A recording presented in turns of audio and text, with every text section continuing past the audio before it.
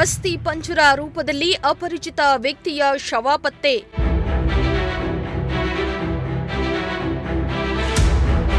ಶವ ಕಂಡು ಬೆಚ್ಚಿಬಿದ್ದ ಸುತ್ತಮುತ್ತಲ ಗ್ರಾಮಸ್ಥರು.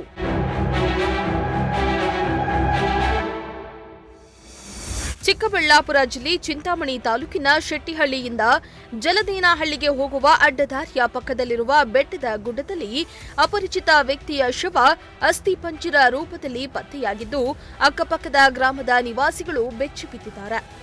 ಕುರಿ ಕಾಯಲು ಹೋದವರಿಗೆ ಅಸ್ಥಿಪಂಜರ ಪತ್ತೆಯಾಗಿದ್ದು, ಶೆಟ್ಟಿಹಳ್ಳಿ ಗ್ರಾಮಸ್ಥರಿಗೆ ಹಾಗೂ ಪೊಲೀಸರಿಗೆ ಮಾಹಿತಿಯನ್ನ ಮುಟ್ಟಿಸಿದ್ದಾರೆ.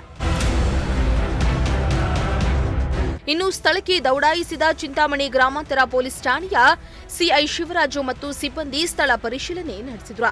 ಬಳಿಕ ಬೆರಳಚ್ಚು ತಜ್ಞರನ್ನ ಕರೆಸಿ ಪರಿಶೀಲನೆ ನಡೆಸಿ ಅಸ್ಥಿ ಪಂಜರವನ್ನ ವಶಕ್ಕೆ ಪಡೆದುಕೊಂಡು ಮುಂದಿನ ಕ್ರಮ ಕೈಗೊಂಡಿದ್ದಾರೆ.